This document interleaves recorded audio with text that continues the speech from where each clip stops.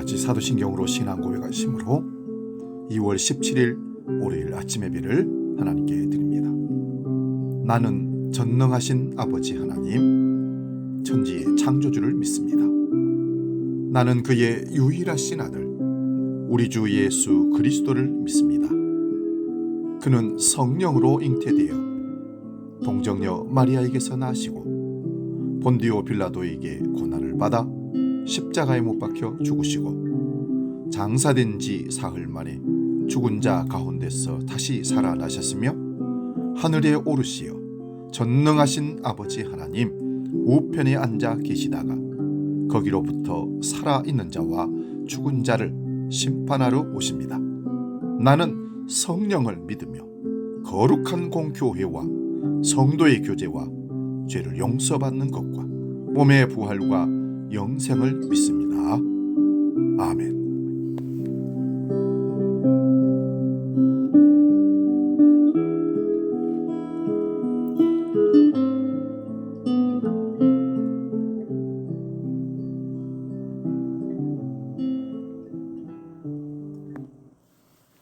찬송가 96장 예수님은 누구신가 함께 찬송합니다.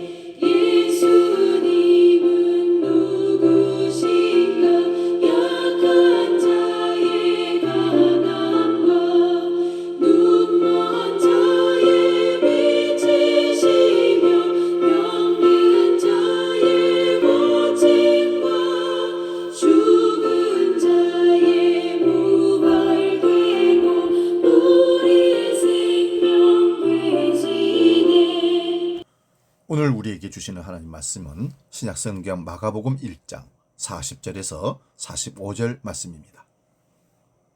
신약성경 마가복음 1장 40절에서 45절 봉독할 때 살아계신 우리 주님의 음성을 들을 수 있기 바랍니다. 40절부터 지금 봉독합니다. 한 나병 환자가 예수께 와서 꿇어 엎드려 간구하여 이르되 원하시면 저를 깨끗하게 하실 수 있나이다. 예수께서 불쌍히 여기사 손을 내밀어 그에게 대시며 이르시되 내가 원하노니 깨끗함을 받으라 하시니 곧 나병이 그 사람에게서 떠나가고 깨끗하여진지라. 곧 보내시며 엄히 경고하사 이르시되 삼가 아무에게 아무 말도 하지 말고 가서 네 몸을 제사장에게 보이고 네가 깨끗하게 되었으니 모세가 명한 것을 들여 그들에게 입증하라 하셨더라. 그러나 그 사람이 나가서 이 일을 많이 전파하여 널리 퍼지게 하니 그러므로 예수께서 다시는 드러나게 동네에 들어가지 못하시고 오직 바깥 한적한 곳에 계셨으나 사방에서 사람들이 그에게로 나아오더라. 아멘. 봉독한 말씀으로 감출 수 없는 그분의 정체, 이런 제목으로 말씀의 은혜를 나눕니다. 마가복음을 읽다 보면 마가복음 안에 예수님께서 특별히 이적을 기적을 행하시고 사람들에게 이렇게 말하십니다. 아무에게도 말하지 말라로 자기의 정체를 감추게 하는 그런 행동을 많이 하십니다. 오늘 본문에도 어느 날 나병 환자 한 사람이 예수님께 찾아와서 고쳐달라고 간청합니다. 당시에는 나병뿐만 아니라 난치병, 피부병들 모두를 나병이라고 그렇게 불렸습니다. 나병은 하나님의 심판으로 여겨졌고 이 병에 걸린 사람들은 율법에 따라서 부정한 존재들로 간주되어 격리되었습니다. 유대인들은 그런 사람들과 접촉하면 부정탄다고 믿었기 때문에 멀리 했습니다. 이 사람은 예수님에 관한 소문을 듣고 용기를 내어서 예수님께 찾아왔습니다. 한마디로 격리지를 이탈한 것입니다. 이것은 아주 위험한 행동이었습니다. 사람들이 격분하여 돌팔매로 그를 쫓아버릴 수 있었기 때문에 그렇습니다. 하지만 예수님은 그 사람을 내치지 않았습니다. 41절에 보면 오히려 손을 내밀어 그에게 대시고 말씀으로 치유하십니다. 그냥 말로 깨끗하게 되어라는 명령만 해도 될 일인데 굳이 손을 대신 이유는 그를 불쌍히 여기셨기 때문입니다. 여기 불쌍히 여기다라는 단어가 헬라어의 뜻으로는 내장이 뒤틀리는 듯한 아픔을 의미한다고 합니다. 나병 환자의 고통과 외로움을 아시고 깊이 공감하셨다는 뜻입니다. 사람들은 예수님의 이 행동에 경악을 금치 못했을 것입니다. 거룩하신 분이 부정한 사람을 만지셨기 때문입니다. 하지만 예수님은 부장 타는 것에 개의치 않으셨습니다.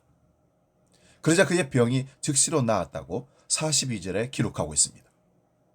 율법은 악성 피부병으로 인해 격리되었던 사람이 회복되면 제사장에게 찾아가서 완치 판정을 받도록 규정하고 있습니다.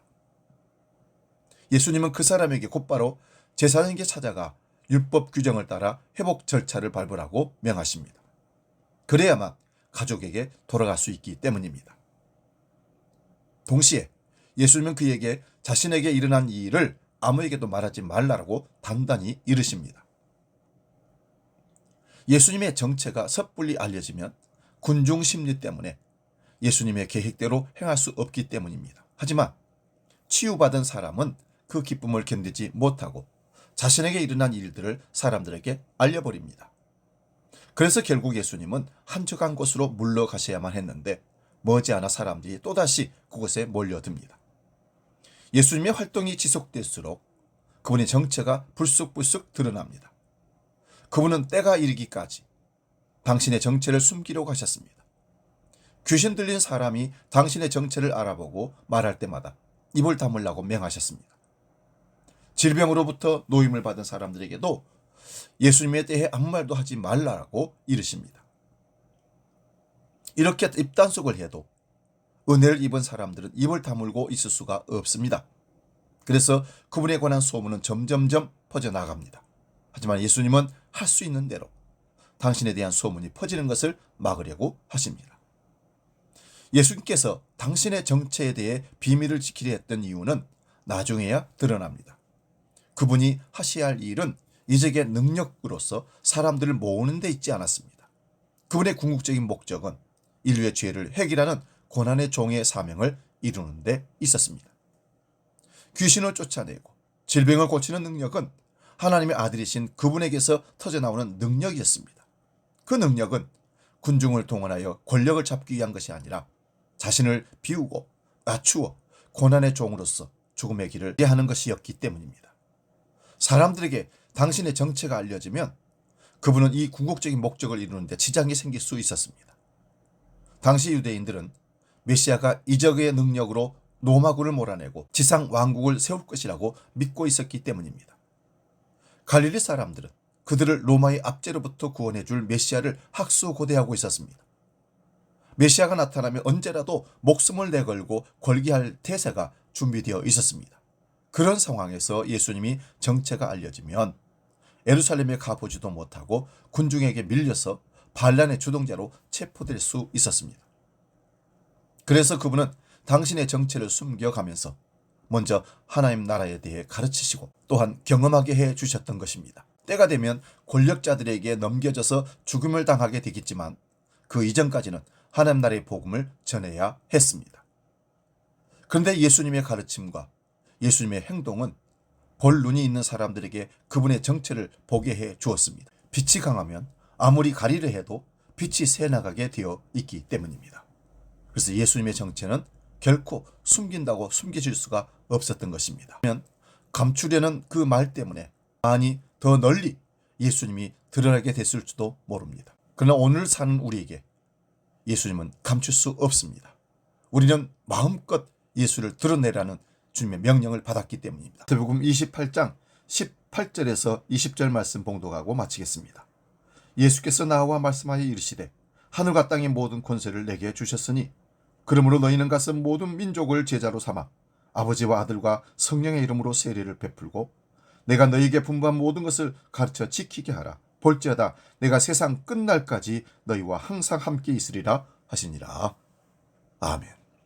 기도하겠습니다. 주님, 주님께 대한 우리의 마음이 유대인 군중의 마음과 같았을 때가 많습니다. 주님을 섬기고 예배하는 목적이 주님의 능력으로 우리의 바램을 이루고 싶어 합니다. 우리가 아직 주님을 제대로 알지 못하고 있다는 증거입니다.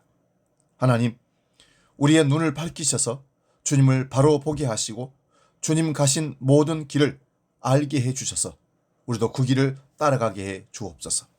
이제 주기도로 함께 기도합니다. 하늘에 계신 우리 아버지, 아버지의 이름을 거룩하게 하시며 아버지의 나라가 오게 하시며 아버지의 뜻이 하늘에서와 같이 땅에서도 이루어지게 하소서. 오늘 우리에게 일용할 양식을 주시고 우리가 우리에게 잘못한 사람을 용서해 준 것 같이 우리 죄를 용서하여 주시고 우리를 시험에 빠지지 않게 하시고 악에서 구하소서. 나라와 권능과 영광이 영원히 아버지의 것입니다. 아멘.